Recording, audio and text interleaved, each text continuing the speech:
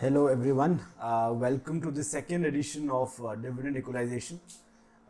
In an earlier video, which you can see here the link, I had explained the concept behind dividend equalization, and now in this video I will be discussing briefly the question number 34 in the old course manual SFM book. It is a good question. It is a decently complicated question when it comes to dividend equalization. There are easier questions available in the FR old course module. Okay, so let us read the question. On 1st April, an open-ended scheme of mutual fund at 300 lakh units outstanding with net asset value of rupees 18.75. All right. At the end of April, it issued 6 lakh units at opening NAV plus 2% load adjusted for dividend equalization. So as you must be remembering, if you have seen the previous video of dividend equalization, if you haven't seen it and you are not really versed with the concept of dividend equalization, I strongly suggest that you pause this video and go and watch the previous one first, because otherwise it will not make sense. Okay, so here in April they are issuing new 6 lakh units. So as we know from the concept of dividend equalization, whenever something new is issued or something old is redeemed, उस समय तक जितना भी कमाया हुआ होता है per unit उतना एक्स्ट्रा मंगा लिया जाता है. अगर आप नई यूनिट इशू कर रहे हैं तो फिर जैसे इस केस में इसने अप्रैल के आखिर में 6 लाख यूनिट्स इशू करी हैं नई, तो उस टाइम तक इसने पर यूनिट जितना भी कमाया होगा वो डिविडेंड इक्वलाइजेशन के रूप में मंगा लिया जाएगा. तो यहाँ पर लिखा हुआ था it issued 6 lakh units at opening NAV. Opening NAV हो गई आपकी 18.75 प्लस 2% लोड. काफ़ी बारी आप थोड़ा सा लेट अगर कहीं पर एंटर करें तो आप थोड़ा सा प्रीमियम चार्ज करते हैं. कुछ स्टूडेंट्स कंफ्यूज हो जाते हैं. एक्चुअली लैंग्वेज थोड़ी सी ऐसी है एज इफ ये 2% ही आपका डिविडेंड इक्वलाइजेशन का अमाउंट है. No, I am sorry. Dividend equalisation इस तरीके से एड हॉक बेसिस पे 2-1% इस तरीके से एड हॉक बेसिस पे नहीं निकाला जाता. इसका एक प्रॉपर वे है वही कि उस टाइम तक पर यूनिट कितना कमाया गया है. Alright, adjusted for dividend equalization, at the end of May, 3 lakh units were repurchased at opening NAV less 2% exit load adjusted for dividend equalization. यहाँ पे आपने रीपरचेज कर ली 3 लाख यूनिट्स. उस टाइम तक यानी इफेक्टिवली अप्रैल और मई में पर यूनिट जितना कमाया होगा ये उनको एक्स्ट्रा दिया जाएगा.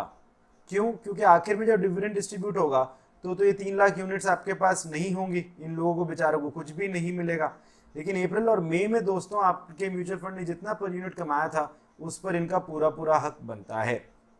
इसी वजह से जब आप ये 3 लाख यूनिट्स रीपरचेज करेंगे तब तक पर यूनिट जितना भी कमाया गया होगा उतना फर्दर उनको एक्स्ट्रा दिया जाएगा. Less 2% exit load adjusted for dividend equalisation. At the end of June 70% of its available income was distributed. Will see in respect of. तो अब हमने बोल तो दिया कि भाई जितना जितना कमाया उतना एक्स्ट्रा मंगा लो, बट कितना कमाया है वो हमें यहाँ से नजर आएगा. In respect of April to June quarter, the following additional information is available. Portfolio value appreciation, all right. Income for April. Now I am concerned with this figure. तो आइए ज़रा सॉल्व करना स्टार्ट करते हैं. अगर हम अप्रैल की बात करें तो आपकी टोटल अर्निंग हो गई 22.95 lakhs और आपकी टोटल यूनिट्स कितनी थी? आपकी टोटल यूनिट्स थी 300 लाख. तो इसके थ्रू हम लोग निकाल सकते हैं कि इफेक्टिवली आपने पर यूनिट कितना कमाया. आपने सिर्फ डिवाइड करने से आपका अमाउंट निकल आएगा 0.0765. तो ये जो 0.0765 है ये आपका अप्रैल एंड में जो यूनिट्स इशू हुई हैं उनके लिए डिविडेंड इक्वलाइजेशन का अमाउंट बन गया. यानी कि आप जब अप्रैल के एंड में यूनिट इशू करेंगे तो 18.75 का तो प्राइस था ही, उसमें 2% एक्स्ट्रा लोड वो इन्होंने डिसाइड किया हुआ है, प्लस अब 0.0765 और मंगाएंगे. और एक और बात डिस्कस करें तो इफेक्टिवली टोटल डिविडेंड इक्वलाइजेशन के नाम पे 6 लाख इंटू 0.0765 इतने रुपए आपके पास आ गए. तो ये भी कंपनी की इनकम के अंदर ऐड कर दिए जाते हैं, अगेन जैसा कि हमने पिछली वाली वीडियो के अंदर डिस्कस करा था. ठीक है, तो अभी के लिए 0.0765 को लेकर हम लोग आगे बढ़ते हैं. ऑलराइट, तो आपकी इनकम फॉर मे कितनी थी? इनकम फॉर मे आपको गिवन है 34.425 लाख. और आपकी यूनिट्स कितनी थी? इफेक्टिवली अप्रैल के एंड में 6 लाख यूनिट नहीं इशू करी गई थी, तो इफेक्टिवली टोटल मिला के 306 लाख यूनिट्स थी. तो इफेक्टिवली अगेन अब आपका पर यूनिट अर्निंग कितनी है, अब आपकी पर यूनिट अर्निंग कितनी है, तो मई की बात करें अगर हम लोग तो वो आ रही है 0.1125, लेकिन अब दोस्तों ये अप्रैल और ये मई, तो अप्रैल की पर यूनिट थी 0.0765, मई की पर यूनिट है 0.1125, तो इन दोनों को अब जो मई के आखिर में जो यूनिट्स रीपरचेज हुई है उन वाले होल्डर्स का इन दोनों के दोनों अमाउंट्स पर पूरा हक बनता है, and this comes to 0.1890, this amount comes to 0.1890. So this is the dividend equalization amount. Now this is the dividend equalization amount for end of May. For end of May, आपके end of May के लिए ये 0.1890 dividend equalisation amount है। तो कितने पर repurchase करी जाएंगी, आपका वो 18.75 का अमाउंट था, उसमें एक तो बोला था लेस 2% फॉर डिविडेंड इक्वलाइजेशन, लेकिन अब ये उन्हें एक्स्ट्रा देंगे, ये उन्हें एक्स्ट्रा मिलेगा 0.1890। तो ये जो आपका अमाउंट निकल कर आएगा, मैं अमाउंट नहीं निकाल रहा इधर, अंडरस्टैंडिंग पॉइंट ऑफ व्यू से है, तो ये जो आपका अमाउंट निकल आएगा this will be the repurchase price at the end of May. all right great। तो अब इसके बाद तो आई थिंक अगर हम ओरिजिनल क्वेश्चन पे आए तो पहला पार्ट था एक्चुअली सेकंड पार्ट था issue price at the end of April, ये हम लोगों ने डिस्कस कर लिया 22.95 प्लस 2% प्लस ये 0.0765। फिर था repurchase price at the end of May, तो ये आपका हो गया 18.75 less 0.2% less 2% I am sorry, and उसके बाद उसमें ये 0.1890 और प्लस कर दिया जाएगा, प्लस इसलिए क्योंकि उतना उन्हें एक्स्ट्रा आपको देना है। ओके अब हम थोड़ा सा रिज्यूम करें। इसका एक और पार्ट था calculate income available for distribution, तो ये मैं बुक से सॉल्यूशन लेकर आया हूँ, काफ़ी अच्छे से प्रेजेंटेड है इधर, तो मेरे को लगा इसका फ़ायदा उठाया जाए। तो अप्रैल की आपको इनकम हमने देखा था कि देखिए 22.95 टोटल अर्निंग थी, 300 लाख नंबर ऑफ यूनिट्स थी, तो 0.0765 आपकी पर यूनिट अर्निंग आ गई। तो नई यूनिट जो 6 लाख इशू करी उस पर 0.0765 मंगाया, इतना और प्लस हो गया, तो as the end of April ये आपकी सिचुएशन हो गई। फिर मई के अंदर आपने टोटल मिला के 34.425 कमाया, 306 लाख से डिवाइड किया 0.1125, effectively at the end of May situation हो गई 306.1890 और इतना।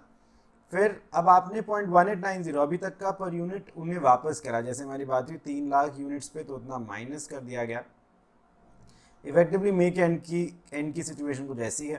फिर इनकम फॉर जून भी आपको गिवन था 45.45 लाख, 303 से डिवाइड कर देंगे 0.15। तो दोस्तों इफेक्टिवली जून एंड तक क्या सिचुएशन है, ये सिचुएशन है, एक बार इसको हाईलाइट कर लेते हैं। आपकी 303 लाख यूनिट्स हैं, कुल मिला के ये 102.7170 कमाया गया है, पर यूनिट 0.3390 कमाया गया है। इसके बाद आपको क्वेश्चन में कहा था उसने 70% डिस्ट्रीब्यूट कर दिया, उसने 70% डिस्ट्रीब्यूट कर दिया, इसलिए इस अमाउंट का 70% डिस्ट्रीब्यूट कर दिया गया, तो this is the total amount distributed, उसी को पर यूनिट भी कर दिया गया, तो ये है, एंड आखिर में आपके पास इतना बच गया, right. So this is that answer, alright. फिर उसके बाद इसमें एक और चीज़ पूछी थी, आपको क्लोजिंग एनएवी निकालनी थी, उसके लिए एक बार यहाँ पर आइए, यहाँ ये मैं आपको एक्सप्लेन करूँ। तो एनएवी जैसा कि हम लोग जानते हैं, it is nothing but net assets divided by number of units, net assets divided by number of units. अब नेट असेट्स कैसे आएंगे, तो इसने बहुत ही सिंपल कैश फ्लो टाइप के सिस्टम से बनाया है कि भाई स्टार्टिंग में 300 लाख यूनिट्स थी, 18.75 पर यूनिट एनएवी थी, तो आपके पास ये आपके ओपनिंग असेट्स रहे होंगे। फिर इसने देखा जो कमाया वो सारा प्लस कर दिया गया, कोई नई यूनिट्स इशू करी, उससे भी पर यूनिट आपके पास कुछ पैसे आए, उसको भी आपने प्लस कर दिया। आपने कोई यूनिट रीपरचेज करी तो आपके यहाँ से कैश आउटफ्लो हुआ, उसको इसने माइनस कर दिया, और ऐसे आपने 70% डिविडेंड वगैरह डिक्लेयर किया, उसको भी माइनस कर दिया, जो बच गया वो आपके क्लोजिंग नेट असेट्स हो गए, उसको नंबर ऑफ यूनिट से डिवाइड कर दिया। आइए एक बारी जल्दी से देखें, ये आपके ओपनिंग असेट्स हो गए, जैसे कि हमारी बात हुई। पोर्टफोलियो वैल्यू अप्रिसिएशन ये आपको क्वेश्चन में गिवन था। फिर नई यूनिट्स, तो ये आपकी वो थी अप्रैल के एंड का इशू प्राइस था, अगर आप निकाल के देखते तो 18.75 प्लस 2% प्लस 0.0765, उससे ये इतना आ गया। इनकम रिसीड है, आपके तीनों महीनों की इनकम है, इतना ही आपके इनफ्लोज हो गए। ये आपका रीपरचेज प्राइस है 18.75 लेस 2% प्लस जो उस टाइम आपकी इनकम आई थी, I think that was 0.1890 and that into 3 lakh, इतना आपने आउटफ्लो किया तो ये माइनस कर दिया गया। इनकम डिस्ट्रीब्यूटेड ये अभी हमने देखा कहाँ से आया, उसको माइनस कर दिया, तो ये आपके नेट क्लोजिंग असेट्स आ गए फ्रेंड्स। ये आपके नेट क्लोजिंग असेट आ गए, this is your number of units, तो दिस इज योर आंसर। तो काफ़ी अच्छी तरीके से यहाँ पर प्रेजेंटेड है and I hope this was helpful. ठीक है, चलिए, तो प्लीज़ आप लोग अच्छे से पढ़िएगा, बाकी कुछ डाउट्स वगैरह तो please feel free to ask. बाकी हम लोग फिर नेक्स्ट वीडियो में मिलते हैं। Thank you so much, bye bye.